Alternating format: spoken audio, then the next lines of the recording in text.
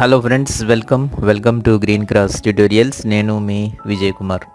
ఈ వీడియోలో అగ్రిసెట్కి సంబంధించి మనం కౌన్సిలింగ్కి అటెండ్ అయ్యేటప్పుడు ఏ సర్టిఫికేట్స్ మనం తీసుకెళ్ళాలి అనేటువంటిది ఒకటి ఇక్కడ మనం చూద్దాం.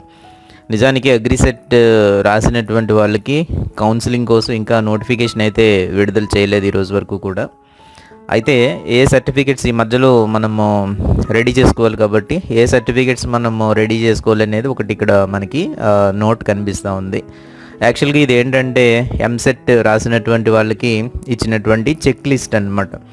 సో అడ్మిషన్ టైంలో ఏ సర్టిఫికేట్స్ అయితే రెడీ చేసుకోవాలని చెప్పేసి మనకి ఎంసెట్ ఎవరైతే రాశారో వాళ్ళ కోసం ఇచ్చినటువంటి చెక్ లిస్ట్ ఇది.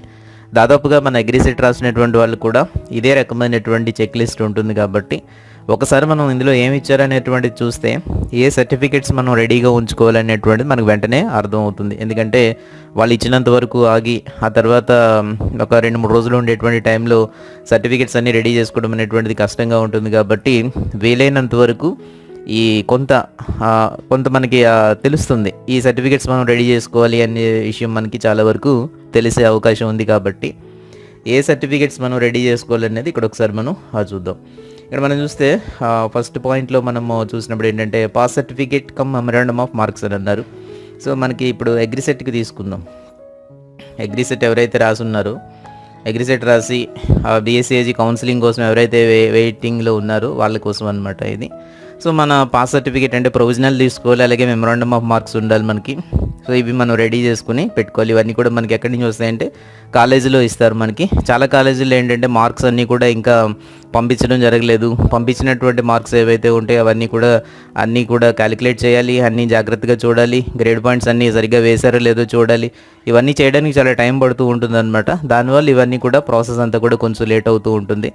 కాబట్టి ఎవరైతే ర్యాంక్స్ వచ్చున్నాయో వాళ్ళు ముందుగా క్యాలిక్యులేట్ చేసేసి దాన్ని బట్టి మనకి ఇస్తారు. కాబట్టి సో మనకి సర్టిఫికేట్స్ అన్నీ కూడా టైంకి వచ్చేసేటటువంటి అవకాశం ఉంది. కాకపోతే మనం కాలేజీలో ముందుగా మనం ఇన్ఫామ్ చేసుకుని ఉండాలి. నాకు ఇలాగా అగ్రిసెట్లో ర్యాంక్ వచ్చింది, బీఎస్సీఏజీలో సీట్ వచ్చే అవకాశం ఉంది, కాబట్టి నా సర్టిఫికేట్స్ కొంచెం తొందరగా ఇప్పించండి అని చెప్పేసి వాళ్ళకి మనం ముందుగా కాంటాక్ట్ అయ్యి అడగాల్సినటువంటి అవసరం అయితే ఉంటుంది.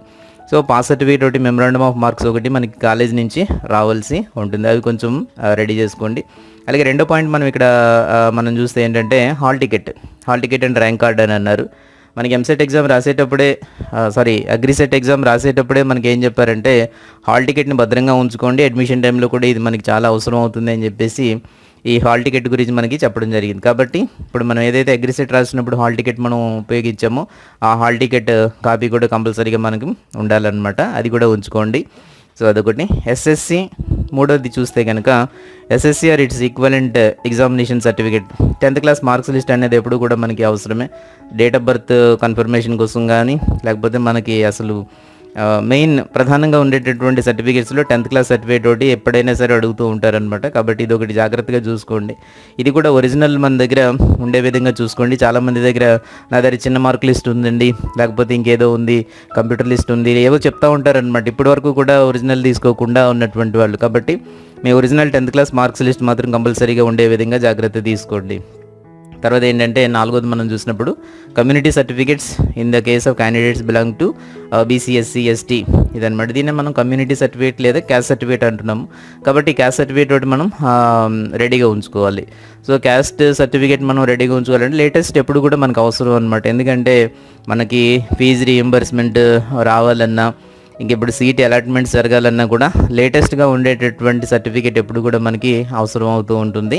కాబట్టి అది చాలా జాగ్రత్తగా మనము తీసుకోవాలి. ఒకవేళ ఎవరి దగ్గరైనా లేటెస్ట్ లేనట్టయితే వెంటనే అప్లై చేసుకుని ఆ సర్టిఫికేట్ ఒకటి తీసుకోండి. దాంట్లో ఉండేటటువంటి వివరాలు కూడా చాలా క్లియర్గా ఉండాలన్నమాట. అవన్నీ మీకు మీ సీట్ని ఎఫెక్ట్ చేస్తాయి. సీట్ మీకు రావాలా వద్దా అనేటువంటిది అంతా కూడా దాంట్లోనే ఆధారపడి ఉంటుంది. జాగ్రత్తగా మీ సర్టిఫికేట్ మీరు అనుకున్న కేటగిరీకి ఉందా లేదా అనేటువంటిది జాగ్రత్తగా చూసుకోవడం, అందులో ఉండేటువంటి వివరాలన్నీ కూడా డేట్ ఆఫ్ బర్త్ సహా జాగ్రత్తగా ఉన్నాయా లేదా అనేటువంటిది చూసుకోవడం అనేటువంటిది అవసరం. ఒకవేళ ఏదైనా తప్పులు ఉండేటట్టయితే ఇమీడియట్గా వాటన్నిటిని కూడా కరెక్షన్ చేసుకోవడం అనేటువంటిది కూడా చాలా మనకి అవసరం అనమాట. కాబట్టి లేటెస్ట్ క్యాస్ట్ సర్టిఫికేట్ ఒకటి మనకి తప్పనిసరిగా మనకి ఉండాలి. దీన్నే మనకి ఏమంటున్నారంటే కమ్యూనిటీ సర్టిఫికేట్ అని మనం చెప్తున్నాం. దీన్నే మనం కమ్యూనిటీ సర్టిఫికేట్ అని చెప్పేసి అంటున్నాం అనమాట. అదొకటి లేటెస్ట్ ఉండేటట్టు చూసుకోండి. అలాగే మనం తర్వాత పాయింట్ చూసేటట్టయితే బోనఫైడ్ స్టడీ సర్టిఫికేట్స్ అని అన్నారు కదా. ఈ స్టడీ సర్టిఫికేట్స్ ఇవి కాలేజ్ నుంచి మనకి ఇవ్వాలి. సో ఈ కాలేజ్ నుంచి ఇవ్వాల్సింది ఎక్కడి నుంచి ఎక్కడి వరకు ఉండాలి అని అంటే 6th క్లాస్ నుంచి ఇంటర్మీడియట్ వరకు కూడా. అంటే ఇక్కడ మనకి ఎంసెట్ ద్వారా ఇచ్చేటటువంటిది కాబట్టి ఇక్కడ ఇంటర్మీడియట్ అని ఇచ్చారు. మనం డిప్లొమా చదువుతాం కాబట్టి 6th నుంచి డిప్లొమా వరకు ఉండేటటువంటి స్టడీ సర్టిఫికేట్స్ అన్నీ కూడా రెడీ పెట్టుకోవాలి. అదొకటి జాగ్రత్తగా చూసుకోండి. ఒకవేళ రెసిడెన్స్ అడుగుతున్నారు, ఒకవేళ తెలుగు రాష్ట్రాల్లో కొంతకాలం తెలంగాణలో, ఆంధ్రాలో ఉండేటువంటి వాళ్ళు ఈ సర్టిఫికేట్ ప్రొడ్యూస్ చేయాల్సినటువంటి అవసరం ఉంటుంది. మనకి లోకల్ స్టేటస్ తెలియడం కోసం ఈ సర్టిఫికేట్ని ప్రొడ్యూస్ చేయాల్సి ఉంటుంది, లేకపోతే అవసరం ఉండదు. అలాగే తర్వాత అన్నిటికంటే ముఖ్యమైనది టీసీ అనమాట, ట్రాన్స్ఫర్ సర్టిఫికేట్ అని మనకి చెప్తున్నారు. సో టీసీ అనేటువంటిది చాలా ముఖ్యం. మనం ఏ కాలేజీలో అయితే చదివామో ఆ కాలేజీలో మనకి టీసీ అనేటువంటిది ఇస్తారు. ఏ కాలేజీ నుంచి మనము చదువుకున్నామో అక్కడి నుంచి మనకి ఇస్తారనమాట టీసీ.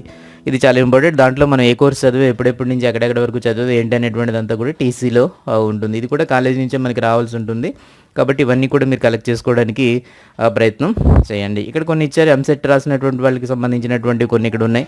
ఫార్మ్ 1 అండ్ ఫార్మ్ 2 అని చెప్పేసి ఇక్కడ ఉన్నాయన్నమాట. అవి మనకు అవసరం లేదు. ఏదైతే ఉన్నాయో మనకి ఇవైతే అవసరం లేదు. ఇవి కాకుండా మిగతా మనం చూసుకోవాలి. సో అలాగే స్పెషల్ కేటగిరీస్కి సంబంధించి ఏదైనా సరే ఉండేటట్టయితే స్పెషల్ కేటగిరీస్ అనమాట. ఈ స్పెషల్ కేటగిరీస్లో మనం చూసినప్పుడు ఏంటంటే డిఫెన్స్ కానీ, ఎన్సీసీ కానీ, లేకపోతే ఫిజికల్ హ్యాండిక్యాప్డ్ కానీ, లేకపోతే స్పోర్ట్స్ అండ్ గేమ్స్ కానీ, దీనికి సంబంధించినటువంటి సర్టిఫికేట్స్ ఏమైనా ఉన్నప్పుడు మనం వాటిని పెట్టవచ్చు అనమాట. అవి ఒకవేళ ఎలిజిబిలిటీ ఉండేటట్టయితే ఆ కోటాలో ఆ సీట్లన్నీ కూడా కేటాయించడం అనేటువంటిది జరుగుతూ ఉంటుంది. సాధారణంగా ఈ కేటగిరీలో మనకి ఏంటంటే ఓవరాల్గా చూస్తే 1 లేకపోతే 2 సీట్లు మాత్రమే ఉంటాయి. అగ్రిసెట్ విషయానికి వచ్చేసరికి మొత్తం టోటల్ సీట్స్ని బట్టి చూసుకుంటే దాదాపు 2 సీట్లు అలా ఉంటాయి. ఒకటేమో మామూలు జనరల్గా ఉండేటువంటి సీటు, ఒకటేమో ప్రైవేట్ కాలేజెస్లో ఉండే సీట్ ఉండొచ్చు. ఎందుకంటే దాదాపు 184 సీట్స్ ఉన్నాయి కాబట్టి 2 సీట్స్ అనేటువంటివి ఉండే అవకాశాలు ఉంటుంటాయి ఈ defence quota, NCC, PH, sports కోటాల్లో. కాబట్టి ఒకవేళ మీకు ఉండేటటువంటి సర్టిఫికేట్ కానీ ఏదైనా ఎలిజిబిలిటీ ఉండేటట్టయితే దీంట్లో మనం అప్లై చేయొచ్చు. అది సీట్ కేటాయించడానికి ఎలిజిబిలిటీ ఉండేటటువంటి సర్టిఫికెటే అని వాళ్ళు అనుకున్నప్పుడు తప్పనిసరిగా మీకు అందులో మీకు సీట్ కేటాయించడం అనేటువంటిది జరుగుతుంది. సో అప్లికేషన్తో పాటుగా మనం ఏం చేయాలంటే కొంత ఫీజు కూడా కట్టాల్సి ఉంటుంది. ఇదంతా ఎవరి కోసం అని అంటే ఎంసెట్ చదివినటువంటి వాళ్ళ కోసం.